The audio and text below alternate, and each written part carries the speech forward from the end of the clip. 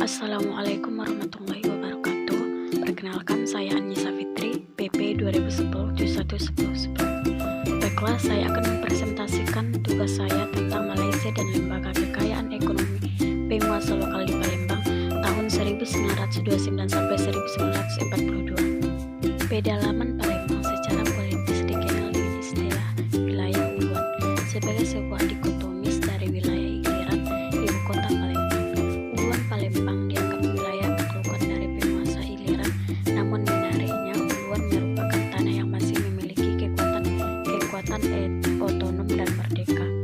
Daerah otonom di uluan ini terpilah-pilah dan terpisah satu sama lain dalam bentuk pemerintahan kemargaan marga. Wilayah uluan Palembang dikuasai oleh elit-elit, para orang besar dan orang-orang kaya yang umumnya berasal dari satu kekuatan saja, yakni para pasirat. Asal-usul penguasa lokal di uluan Palembang. Wilayah uluan Palembang dikendalikan oleh raja-raja atau sultan-sultan Palembang dalam tiga basis lapisan, yaitu lapisan daerah sikap adalah wilayah bebas pajak. Yang kedua lapisan berikut adalah kepungutan yang merupakan kantong-kantong pajak, dan yang ketiga sementara daerah sidang terletak di daerah perbatasan tidak dipungut pajak. Hanya pasirah di daerah ini diwajibkan untuk datang sekali dalam 3 tahun ke ibu kota untuk menunggu sultan. Daerah uluan terletak di hulu sungai wilayah pedalaman Palembang. Marga pada masa prakolonial umumnya terdiri atas gabungan beberapa dusun antara 6 sampai 8 dusun. Untuk struktur pemerintahan di daerah marga, di bawah pasirah ada para kiria atau kriya atau kiai kiria atau kirio atau bisa disebut kirio atau kirie yang mengepalai dusun-dusun di marga. Mereka adalah elit lokal marga yang bergabung dalam apa yang disebut ruatin. Menariknya, meskipun sulit dilacak, namun dalam kajian Wilken tahun 1888, asal-usul munculnya para penguasa lokal di Ulung Palembang tidak dapat dilepaskan pada masa Sriwijaya. Hal ini juga diperkuat oleh Wolters tahun 1982, kekuasaan pasirah yang muncul di marga sebagai warisan Sriwijaya. Fungsi ini jelas merupakan bentuk penguasaan melampaui batas-batas penguasaan yang bersifat penaklukan pribadi, karena datu dapat mengarahkan tenaga kerja uluan untuk membuat bangunan atau pertahanan militer dan pertanggungjawaban pengiriman produk dari hulu ke hilir oleh kepala wilayah di hulu. Menariknya, marga-marga di uluan pada masa Kesultanan Palembang adalah tanah yang tetap tertutup untuk orang-orang asing, Eropa dan Belanda, kecuali Inggris yang bisa masuk ke Rawas ketika membantu Sultan Badaruddin II yang masuk ke uluan dalam melawan Belanda. Selanjutnya, makna elit penguasa lokal bagi masyarakat marga-marga di uluan Palembang pada masa prakolonial.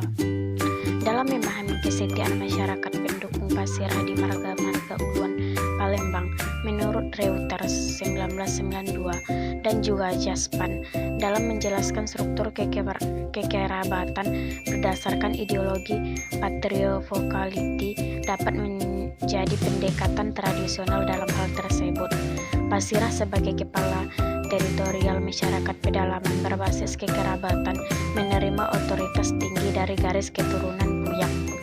Pada masa prakolonial ini, pasirah memiliki kesempatan terbatas dalam mengakumulasikan kekayaan pribadi dari para masyarakat marganya, karena mereka memiliki keterbatasan dalam hak untuk pajak dari UPT kepada masyarakat marganya.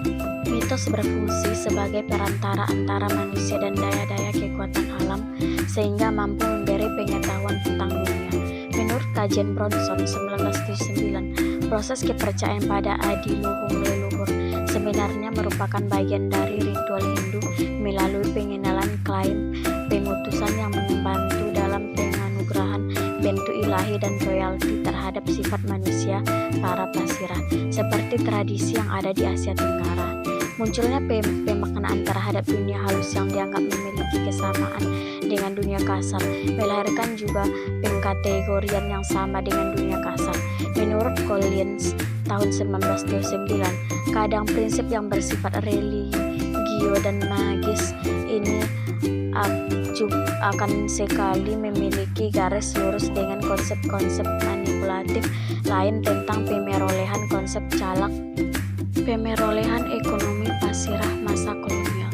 Setelah Kesultanan Palembang dihapuskan dan diganti dengan Keresidenan Palembang pada tahun 1824, pemerintah Belanda mulai mengontrol dan mengendalikan pemerintahan marga di semua wilayah Keresidenan Palembang. Namun pada tingkat bawahnya, Belanda tetap membiarkan marga dikepalai oleh kepala-kepala sendiri para pasirah. Perubahan politik kebijakan pemerintah kolonial Belanda terhadap daerah Keresidenan Palembang termasuk juga di seluruh wilayah Nusantara mengakibatkan mulai terjadinya perubahan sosial budaya akibat pergantian pola politik, ekonomi Malaysia dan kebesaran lain para pasirah. Pertumbuhan ekonomi akibat perubahan politik kolonial memberi ruang bagi pasirah untuk memanfaatkan kesempatan untuk kepentingan pribadi. Puncak pertumbuhan ekonomi pasirah sebagai elit lokal umum Palembang datang sepanjang awal abad ke-20. Malaysia melanda dunia sejak tahun 1929, termasuk Hindia Belanda. Malaysia muncul akibat perbedaan besar antara kapasitas produksi dan kemampuan konsumsi produk-produk tersebut oleh masyarakat dunia, terutama kondisi ekonomi masyarakat Palembang di mana kehidupan diikuti oleh kondisi keuangan yang sulit. Namun untuk daerah ulung Palembang, Malaysia dianggap berkah dan bukan bencana yang membuat rakyat penghasil tanaman dagang di daerah uluan Palembang. Para pasirah selama masa komersialisasi pertanian awal abad 20 sampai masa Malaysia mampu memaknai diri karena keberhasilannya tidak saja menjadi big man orang besar namun juga kemampuan menjadi rich man orang kaya. Kuasa besar secara politik dan ekonomi seperti ini menyebabkan pasirah selain memiliki banyak pengikut tadi juga memiliki kekayaan yang melimpah dan wawasan yang lebih maju. Narasi kegiatan ekonomi secara kualitatif dapat dilihat dari bentuk visual dalam potret kehidupannya mengacu gaya hidup untuk menggambarkan lambang kekuatan ekonomi yang ditampilkan oleh manusia.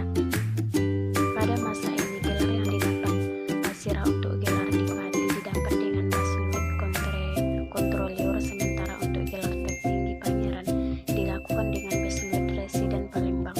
Pemberian gelar dipati dan pangeran dari pemerintah Hindia Belanda tersebut juga diikuti dengan tren penambahan gelar adat marga pada masing-masing pasirah. Selain pakaian, lambang penguasaan kekuasaan ekonomi para pasirah di Duan Palembang adalah proses adaptasi kegiatan sehari-hari rumah tangga terutama dalam pola makan.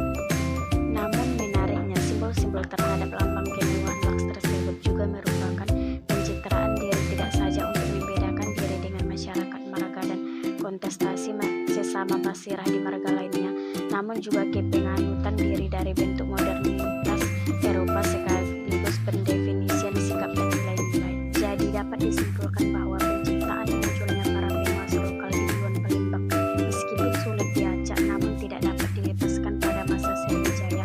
Kekuasaan para pasirah di marga-marga ulun sangat otonom.